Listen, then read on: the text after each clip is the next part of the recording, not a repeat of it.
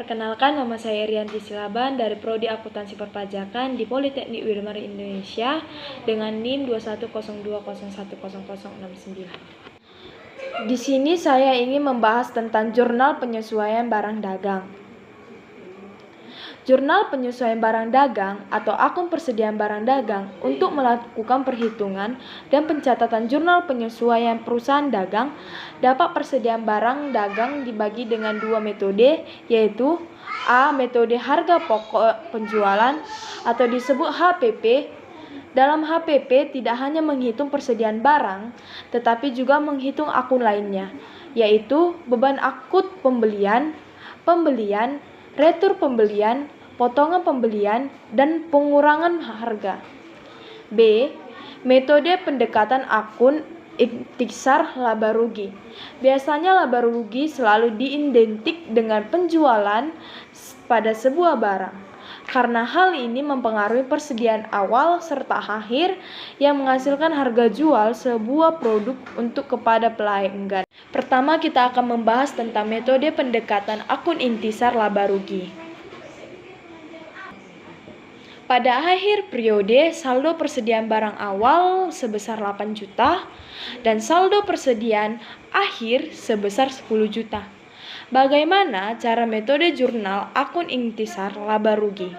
Dapat kita lihat dalam slide berikut ini, metode jurnal akun intisar laba rugi di mana barang awal sebesar 8 juta rupiah dan saldo persediaan akhir sebesar 10 juta rupiah.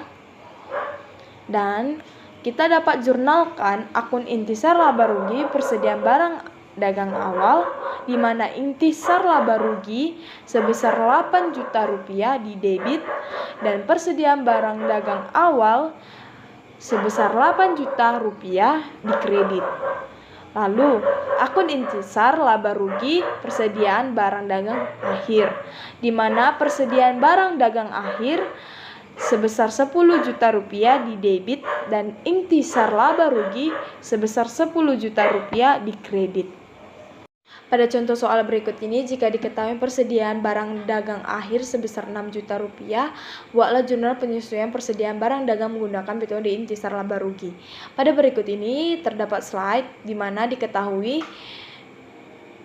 persediaan barang dagang awal sebesar 7.500.000 dan persediaan barang akhir sebesar 6 juta. Maka perjurnalan terjadi pada intisar laba rugi periode akhir sebesar 6 juta rupiah terdapat di debit dan persediaan barang dagang akhir sebesar 6 juta rupiah terdapat di kredit. Lalu, persediaan barang dagang awal sebesar 7.500.000 di debit dan intisar laba rugi periode awal terdapat 7.500.000 di kredit. Selanjutnya, metode harga pokok penjualan atau disebut juga HPP. Persediaan barang dagang awal sebesar 10 juta rupiah, pembelian senilai sebesar 15 juta, retur pembelian dan pengurangan harga sebesar 1 juta, beban angkut sebesar 500.000, potongan pembelian sebesar 100.000, serta persediaan akhir sebesar 12 juta rupiah. Sehingga cara pencatatannya itu dapat kita lihat di slide ini. Akun persediaan barang dengan dagang awal HPP 10 juta terdapat di debit, persediaan barang dagang awal sebesar 10 juta terdapat di kredit. Selanjutnya, akun HPP pada pembelian HPP terdapat di sebesar 15 juta rupiah terdapat di debit, pembelian sebesar 15 juta terdapat di kredit. Akun HPP pada beban angkut pembelian HPP terdapat di debit sebesar 500.000 rupiah, beban angkut pembelian sebesar 500 rupiah terdapat di kredit. Akun HPP pada retur pembelian dan PH sebesar 1 juta terdapat di debit, HPP sebesar 1 juta terdapat di kredit. Akun HPP pada persediaan barang dagang sebesar 12 juta rupiah terdapat di debit, HPP sebesar 12 juta terdapat di kredit. Contoh soal, jika diketahui persediaan barang dagang air sebesar 6 juta rupiah, buatlah jurnal penyesuaian persediaan barang dagang menggunakan metode HPP. Nah, berikut perjurnalannya. persediaan barang dagang sebesar Rp6.000.000 terdapat di debit, retur pembelian sebesar Rp1.500.000 terdapat di debit, potongan pembelian sebesar Rp200.000 terdapat di debit, HPP sebesar Rp7.700.000 terdapat di kredit. HPP tersebut hasil dari perjumlahan persediaan barang dagang, retur pembelian, potongan pembelian. Nah, berikut persediaan barang dagang sebesar Rp7.500.000 di kredit, pembelian sebesar 15 juta terdapat di kredit. Maka hasil HPP tersebut sebesar Rp22.500.000. Perkenalkan, nama saya Ngani Meliani Burusyahan, Prodi Akuntansi Perpajakan, NIM 2102010128. Jurnal penyesuaian untuk kehilangan persediaan. Sistem pencatatan persediaan barang dagang yang baik, benar, rapi, dan akurat hanya dilakukan oleh perusahaan, tak terkecuali pencatatan jurnal inventory untuk kehilangan persediaan pun perlu dilakukan, sehingga semua lalu lintas persediaan akan tercatat dengan baik. Semua data inventory tersimpan dan setiap saat bisa dimonitor. Dari big data inventory ini banyak manfaat yang akan diperoleh perusahaan.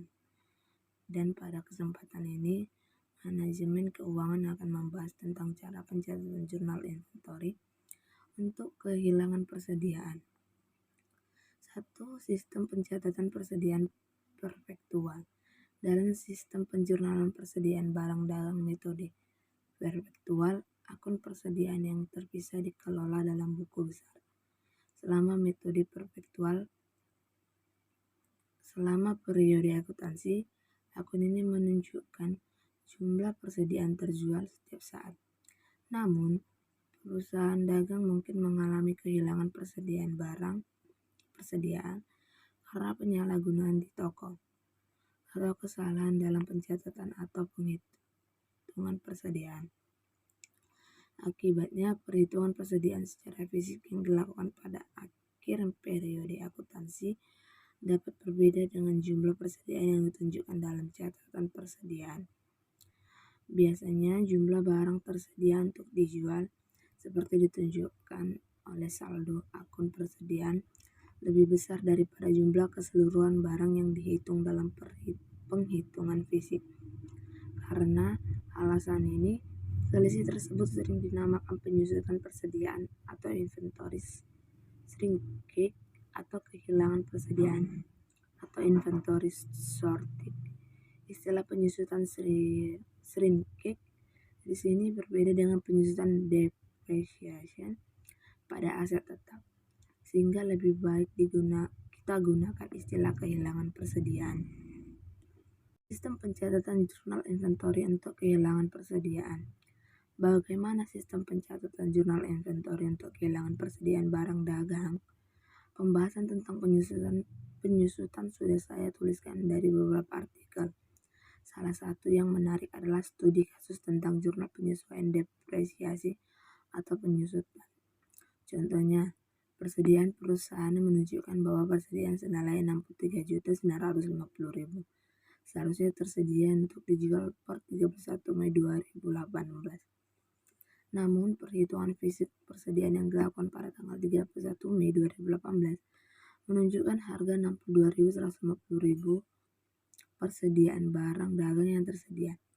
Jadi kehilangan persediaan untuk periode yang berakhir pada 31 Mei adalah Rp63.950.000 dikurang Rp62.150.000 sehingga menghasilkan Rp1.800.000. Adapun jumlah tersebut dicatat dalam jurnal inventory sebagai ayat jurnal penyesuaian sebagai berikut, yakni pada 31 Mei 2018 harga pokok penjualan Rp1.800.000 dan persediaannya Rp1.800.000. Pencatatan jurnal inventory kehilangan persediaan.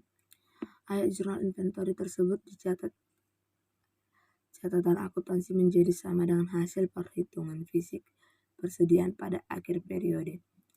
Karena tidak ada prosedur atau pengamanan yang dapat menihilkan kemungkinan kehilangan persediaan hingga ke angka 0%. Maka hal ini sering dianggap biaya operasi normal. Jika jumlah persediaan yang hilang sangat besar hingga dianggap abnormal, maka jumlah tersebut dapat diungkapkan secara terpisah di laporan laba rugi. Dalam kasus semacam ini, kehilangan persediaan dapat dicatat dalam akun terpisah. Misalnya kerugian atas kehilangan persediaan. Ada fakta menarik yang terjadi di Amerika Serikat berkaitan dengan kehilangan persediaan barang dagang. Fakta itu menunjukkan bahwa retail di Amerika Serikat merugikan kurang lebih 30 juta US dollar akibat kehilangan persediaan. Penyebab utama kehilangan persediaan barang dagang ini adalah pencurian baik oleh karyawan maupun tamu yang berkunjung di toko. 3. Sistem pencatatan persediaan metode periodik. A. Proses penyesuaian sistem pencatatan persediaan periodik. Proses penyesuaian yang sama dilakukan dalam sistem persediaan periodik dan perpetual, kecuali untuk penyesuaian atas kehilangan persediaan. Dalam kedua sistem tersebut, persediaan akhirnya ditentukan melalui perhitungan fisik. Dalam sistem persediaan perpetual, hasil perhitungan fisik persediaan akhir dibandingkan dengan sejumlah dalam buku besar persediaan. Sehingga jumlah kehilangan persediaan dapat ditentukan. Kehilangan ini dicatat sebagai debit pada harga pokok penjualan dan kredit pada persediaan. Dalam sistem persediaan periodik, buku besar persediaan barang dagang yang terpisah dapat dibuat selama tahun berjalan. Tidak dibuat selama tahun berjalan. Bahkan pembelian persediaan dicatat dalam akun pembelian. Hasilnya, kehilangan persediaan tidak dapat langsung ditentukan, tapi dimasukkan secara tidak langsung dalam harga pokok penjualan. Seperti ditunjukkan dalam perhitungan harga pokok penjualan HPP sebagai berikut. Perhitungan seperti di atas dilakukan pada akhir periode akuntansi saat akun persediaan meningkat atau menurun terhadap persediaan fisik akhir. Kekurangan utama dari sistem persediaan periodik adalah jumlah kehilangan persediaan tidak ditentukan secara terpisah. Jadi dapat disimpulkan jurnal inventory atau persediaan adalah aset penting dalam operasi perusahaan. Oleh karena itu, keberadaan persediaan harus dikelola dengan baik dan akurat, mulai dari pencatatan jurnal inventory hingga pengelolaan dalam penyimpanan barang di gudang. Sehingga persediaan ini benar-benar siap ketika akan distribusikan untuk bagian-bagian perusahaan yang membutuhkan. Jika pencatatan jurnal inventory tidak benar, akibatnya data yang tercatat pun tidak akurat. Akibat selanjutnya, data-data yang disajikan dalam laporan keuangan pun tidak akurat. Sehingga ketika laporan keuangan itu dijadikan pertimbangan untuk memutuskan kebijakan strategi oleh manajemen perusahaan, hasil keputusannya pun kurang tepat. Demikian juga kesalahan yang terjadi dalam proses penyimpanan akan mengganggu proses di bagian lain. Demikian juga kesalahan yang terjadi dalam proses penyimpanan akan mengganggu proses di bagian lain. Misalnya, bagian produksi jadi terhambat akibat target produksi tidak tercapai. Akibat selanjutnya adalah pada bagian pemasaran. Bagian pemasaran tidak bisa memenuhi permintaan pelanggan karena produksi terganggu sehingga produk yang dihasilkan sesuai target. Akibatnya selanjutnya omset penjualan tidak sesuai target. Akibat selanjutnya adalah pada pendapatan perusahaan tidak sesuai dengan target yang sudah ditentukan. Jadi semua saling berkaitan dan saling mendukung. Gangguan di satu bagian atau divisi akan mengganggu divisi yang lain, dan akibatnya adalah pada perusahaan secara keseluruhan. Oleh karena itu perlu pengelolaan persediaan yang baik dengan sistem pencatatan persediaan. Demikian pembahasan mengenai sistem pencatatan jurnal inventory barang dagang untuk kehilangan persediaan, metode persediaan perpetual dan periodik. Dari penjelasan ini pengetahuan kita jadi bertambah lagi tentang manfaat dan aplikasi jurnal penyesuaian dalam proses pembuatan laporan keuangan. Semoga bisa dijadikan referensi untuk diterapkan dalam bisnis Anda. Tentunya perlu dilakukan penyesuaian-penyesuaian agar sesuai dengan kebutuhan kondisi lingkungan serta jenis-jenis bisnis Anda. Halo semuanya, perkenalkan nama saya Muharan Sitinjak dari Prodi Akuntansi Perpajakan. Di sini saya akan mempresentasikan tentang ayat jurnal penutup untuk perusahaan dagang. Yang pertama, pengertian jurnal penutup. Jurnal penutup adalah jurnal yang dibuat pada akhir periode akuntansi untuk menutup akun-akun nominasi sementara. Akibat penutupan ini, saldo akun-akun tersebut akan menjadi nol pada awal periode akuntansi.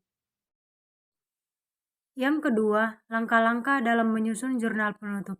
Yang pertama, menutup sisi kredit pada kolom laba rugi yang merupakan komponen pendapatan dengan cara seluruh akun yang ada di sisi kredit pada kolom laba rugi yaitu di debit dan pada ikhtisar laba rugi di kredit. Yang kedua, menutup sisi debit pada kolom laba rugi yang merupakan komponen dengan cara ikhtisar laba rugi di debit atau seluruh akun yang ada di sisi debit pada kolom laba rugi terdapat di kredit. Yang ketiga, menutup laba atau rugi yang diperoleh perusahaan dengan akun tandingan atau modal apabila laba sama dengan ikhtisar laba rugi terdapat di debit dan modal di kredit. Apabila rugi, modal di debit dan ikhtisar laba rugi di kredit. Yang keempat, menutup akun Stripe dengan akun tandingan atau modal. Modal di debit pada Stripe di kredit. Kita dapat melihat kertas kerja pada toko sembako Raya Indah. Proses pencatatan jurnal penutup toko sembako Raya Indah. Yang pertama, menutup akun pendapatan.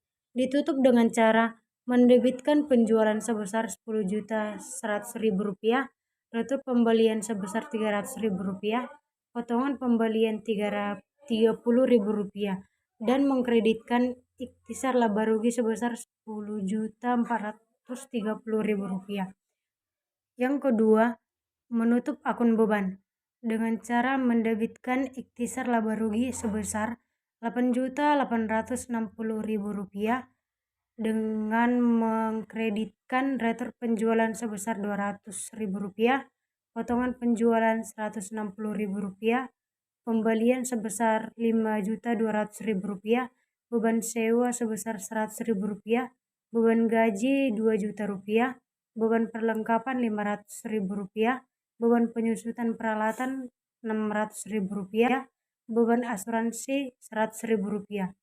Dan yang ketiga, menutup akun laba dengan cara mendebitkan ikhtisar laba rugi sebesar Rp570.000 dan mengkreditkan modal sebesar Rp570.000. Yang keempat, menutup akun Stripe dengan cara mendebitkan modal sebesar Rp300.000 dan mengkreditkan Stripe sebesar Rp300.000. Maka jumlah balance debit kreditnya yaitu sebesar Rp20.160.000.